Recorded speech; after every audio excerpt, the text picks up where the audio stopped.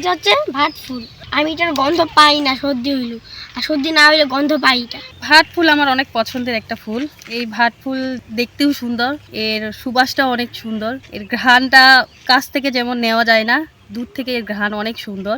আর এই ফুলটা 2 কালারের হয়, যেমন এই যে সাদা, হালকা বেগুনি, যে পাপড়িগুলা যে মেলে আছে, দেখতে ভালোই লাগে, সুন্দর। দেখতে খুবই সুন্দর, এর ঘ্রাণটা মাদকীয় ঘ্রাণ আর এই ঘ্রাণটা এত সুন্দর মাদকতা তৈরি করে, বৈশাখ পর্যন্ত থাকে, তারপর আস্তে আস্তে আস্তে আস্তে এগুলো ঝরে পড়ে আর কি।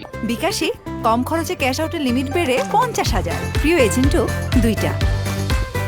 বড় বড় বাগান করা হয়, যেগুলোর পেছনে লক্ষ লক্ষ টাকা ব্যয় হয়, কিন্তু এই ভাট ফুল এর পেছনে কোনো লগ্নি করতে হয় না, এর পেছনে কোনো অর্থ, গ্রামীণ চিকিৎসা এই ক্ষেত্রেও কিন্তু এর উপযোগিতা রয়েছে। আমরা যে মধু সংগ্রহ করি, এটি আমাদের দেশের অর্থনীতিতে একটি বিরাট ভূমিকা রাখে।